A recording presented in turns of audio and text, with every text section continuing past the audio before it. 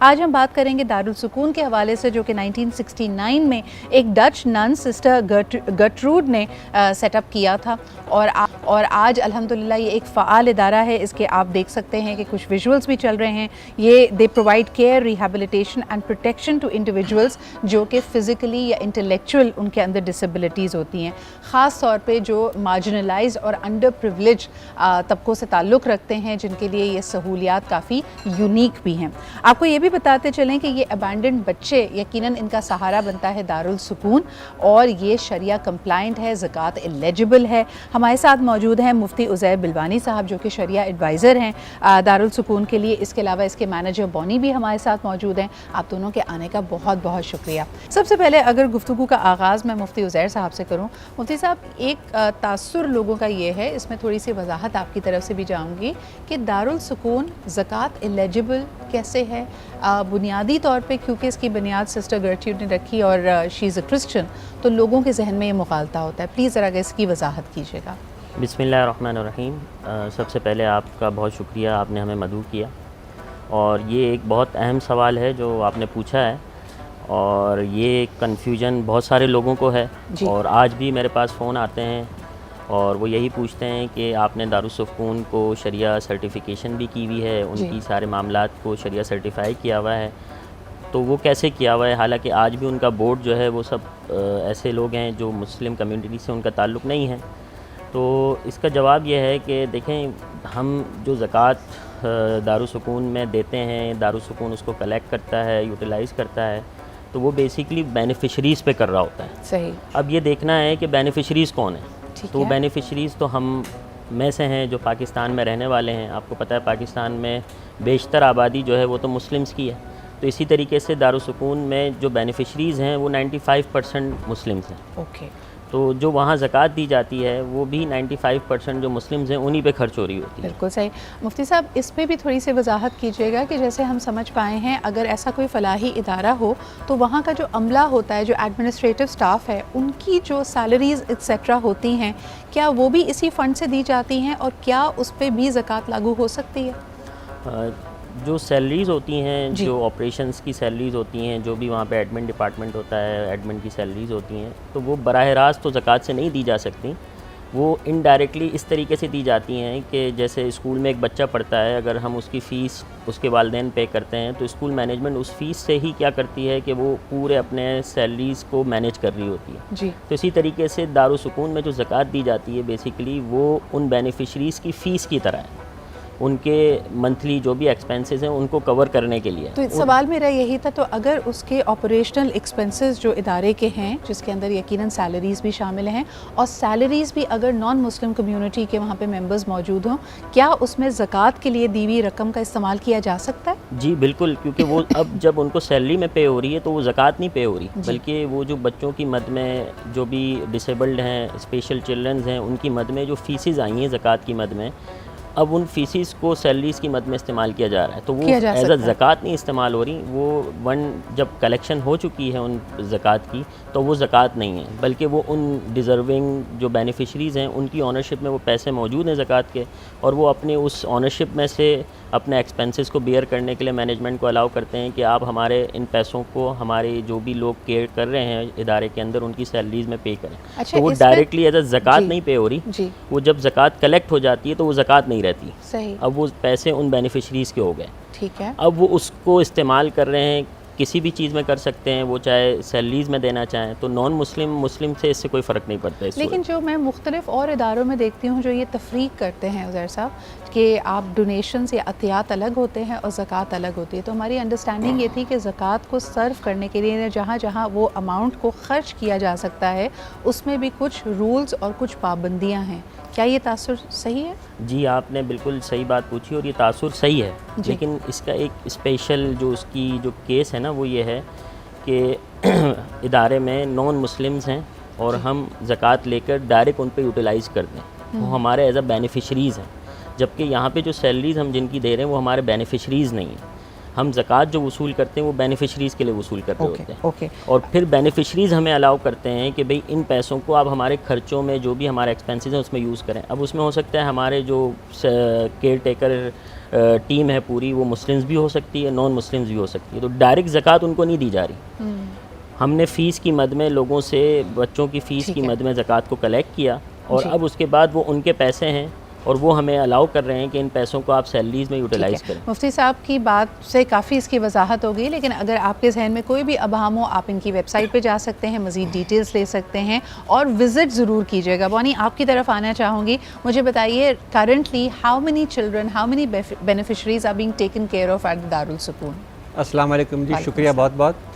جی بالکل, دارالسکون میں ابھی جو ہمارے پاس اسپیشل بچے ہیں وہ کشمیر روڈ برانچ پہ جہاں پر صرف اور صرف اسپیشل بچے ہوتے ہیں, وہاں پر 325 بچے ہیں. 325 بچے. اور ان کی عمریں کیا کیا ہیں؟ ان کی عمریں جی یہ آتے ہیں ایک دن پر بھی, ایک دن کا بچہ بھی آتا ہے, اور وہ ہمارے ساتھ, یہ ان کی رہائش گاہ ہے. اچھا. ٹھیک ہے, 365 دن 24 گھنٹے یہ ان کی رہائش گاہ ہے, اور یہ ہمارے ساتھ بڑے ہوتے ہیں.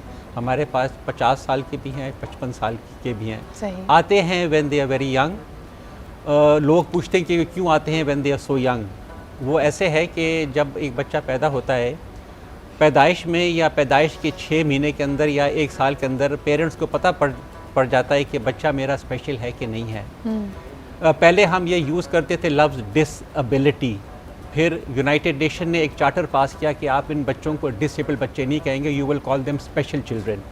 اسی واسطے اسپیشل اولمپکس بھی ہوتے ہیں ان اسپیشل چلڈرنس کے لیے. تو پھر پیرنٹس اپنے بچے کو لے کے جاتے ہیں ایک ڈاکٹر کے پاس. ڈاکٹر وہاں اس کا معائنہ کرتا ہے, وہ چیک کرتا ہے کہ کون سا اس کو ڈس ایبلٹی ہے یا یہ special care, like it can be autism. آپ کے ادارے میں کون کون سی اسپیشل ایبلٹیز یا اسپیشل نیڈز کو لک آفٹر کیا جاتا ہے؟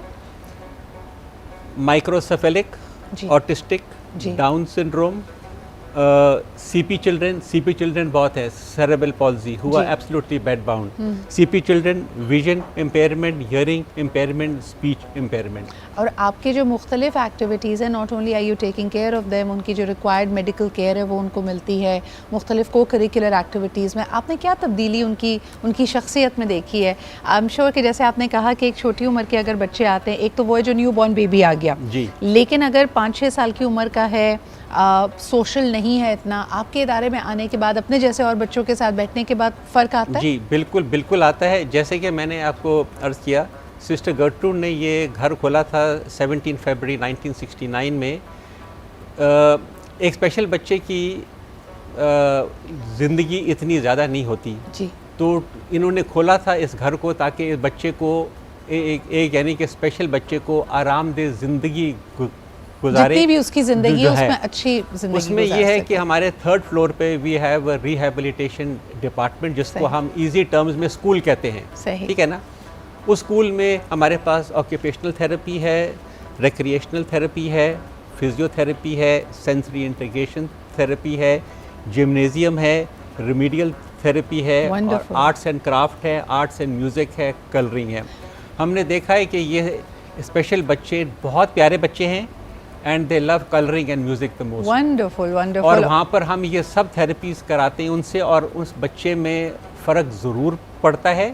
ٹھیک ہے, 80% یا 50% بھی ٹھیک نہیں ہوتا, لیکن 10-15-20% میں فرق ضرور آتا ہے ان میں. اگر بچہ اس کا موڈ اچھا رہنے لگے, وہ سوشل ہو جائے, وہ لوگوں سے گھبرائے نہیں, اور اس میں جو بھی اللہ تعالیٰ نے اس کو یونیک ٹیلنٹ دیا, جیسے آپ نے ذکر کیا یہاں پہ کلرنگ کا, میوزک کا, اس کے ذریعے اپنے آپ کو ایکسپریس کر سکے. دیکھیں زندگی میں بڑا ایک سفوکیٹنگ مقام ہوتا ہے جب آپ یہ 1 منٹ کے لیے سوچیں کہ کوئی آپ کو سمجھ نہیں پا رہا ہے. ان بچوں کی جب اسپیشل ریکوائرمنٹ ہوتی ہے, ان کے لیے یقیناً بہت اہم ہے کہ ان کے پاس نہ ووکیبلری ہے, کانفیڈنس نہیں ہے, لینگویج اسکل نہیں ہے, تو ان کے پاس جب یہ ابلٹی آ جاتی, کئی دفعہ آپ دیکھتے ہیں نا کہ بچے وتھ اسپیشل نیڈز یا even adults with special needs بہت اگریسو ہوتے ہیں. اس اگریشن کی وجہ یہ ہے کہ آپ کے اندر بہت کچھ ہے جو آپ کہنا چاہتے ہیں اور آپ کہہ نہیں پا رہے. So when you have music, when you have colouring, when you have the right environment, تو یہ بچے بلوم کرتے ہیں بیکاز یہ اپنے آپ کو ایکسپریس کر سکتے ہیں. آپ مزید ڈیٹیلز ان کی ویب سائٹ پہ پا سکتے ہیں. I think this is a fantastic initiative that requires all our support. اچھا جی, आपको ये भी बताते चलें कि ये हमारे साथ होंगे मज़ीद, अगर आपके कोई सवाल है तो आप हमसे कर सकते हैं। अच्छा जी, यही सवाल अगर मैं बॉनी आपके पास लेके आऊँ, मुझे बताएं जो फेस्टिविटीज़ होती हैं, जो स्पेशल डेज़ होते हैं, उसमें दारुल सुकून में क्या you know what are the engagements like, बच्चों के लिए कुछ ख़ास एहतमाम किया जाता है? जी बिल्कुल, अभी माशाल्लाह ईद उल फितर आने वाला है, बच्चों की तारियाँ अभी से शुरू हो गई हैं। चांद रात पे हमारे पास फैमिलीज आते हैं, बच्चों और बच्चों के हाथों पर मेहंदी लगाते हैं, क्या बात, इमिटेशन ज्वेलरी लाते हैं, पोनीज लाते हैं, क्लिप्स लाते हैं, उनके लिए कपड़े लाते हैं, उनके लिए शूज़ लाते हैं। एंड अभी से बच्चे पूछने लगे कि ईद के लिए कितने दिन बाकी रह गए। क्या बात ठीक है ना। और ईद के जो 3 दिन होते हैं वो एक मेले का समा होता है, ज़बरदस्त, इतना प्यारा होता है कि मैं क्या बताऊं आपको। और यकीन करें हमारी पाकिस्तानी कौम फराख दिल बहुत है। और मैं थोड़ा ऐड कर लूं कि कराची वाले थोड़े ज़्यादा हैं। हाँ, ठीक है ना।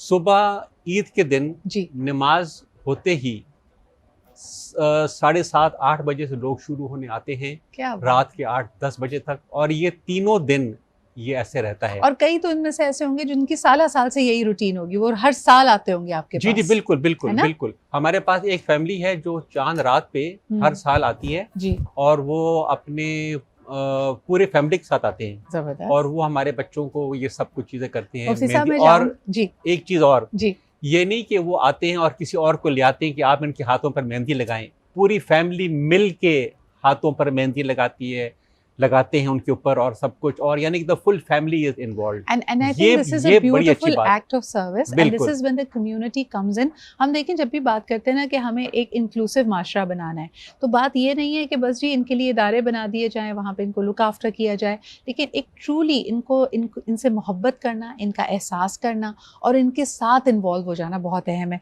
मुफ्ती साहब, इस पे मैं चाहूँगी क्योंकि बड़ा बाबरकत दिन है, 27वां रोज़ा है और जुम्मतुल विदा का भी दिन है, मुझे बताइए कि हुजूर अकरम सल्लल्लाहु अलैहि वसल्लम की तालीमात के मुताबिक इस चीज़ की कितनी अहमियत है, वो जिनका हम ख्याल रख रहे हैं, जो बच्चे दारुल सुकून में मौजूद हैं। अल्लाह की तकसीम है ना कि वो हमसे मुख्तलिफ हैं, लेकिन जब आप उनके लिए कुछ करते हैं तो ये अपने आप में हमारे लिए कितनी नेकियों का सबब बनता है। बिल्कुल। एक हदीस में आता है कि अल्लाह ताला जो है वो हुजूर सल्लल्लाहु अलैहि वसल्लम के ज़रिए फरमाते हैं कि जो तुम्हारी मदद की जाती है वो तुम्हारे कमज़ोरों की वजह से तुम्हारी मदद की जाती है। और ये जो लोग हैं ये वाक़ईतन ऐसे लोग हैं जो अपने लिए कुछ नहीं कर सकते, अगर कर भी सकते हैं तो बहुत कम कर सकते हैं अपने। तो ये सबसे ज़्यादा कमज़ोर हैं हमारे माशरे में, और हर इलाके में इस तरह के लोग मौजूद होते हैं, इस तरह के इदारे मौजूद होते हैं, और हमें इन कमज़ोरों के साथ जब हम मिल के रहते हैं तो अल्लाह ताला हमारी ताकत बन जाता है। क्या बात है। तो हमें चाहिए कि हम ऐसे लोगों के साथ मिलें जुलें और ऐसे लोगों को जो है वो एम्पावर करें।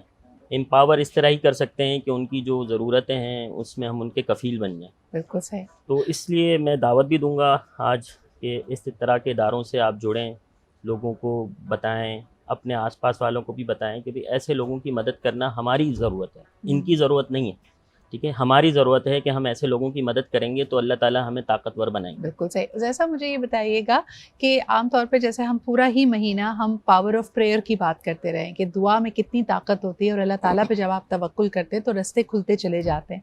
मुझे बताइए कि इन बच्चों को भी आप जब इनके साथ वक्त स्पेंड करते हैं, जहाँ इनके पास को करिकुलर एक्टिविटीज़ हैं, क्या इनको दुआ की अहमियत बताई जाती है, क्या ये दुआ मांगते हैं?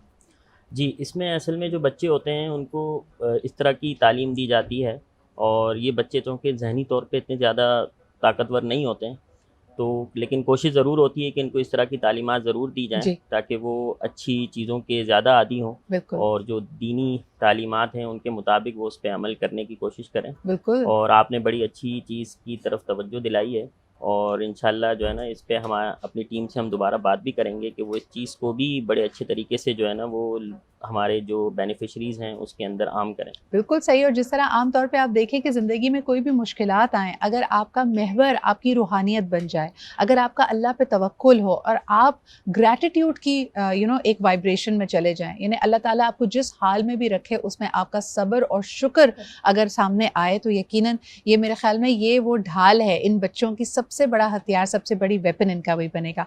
दारुल सुकून के हवाले से हम बात करते हैं, असद अयूब भी हमारे साथ मौजूद होंगे, उनसे खूबसूरत कलाम सुनेंगे, लेकिन एक दफ़ा फिर इनकी तमाम तर जो डिटेल्स हैं वो आपको मिल जाएंगी इनकी वेबसाइट के ऊपर, आप पता कर सकते हैं इस बारे में।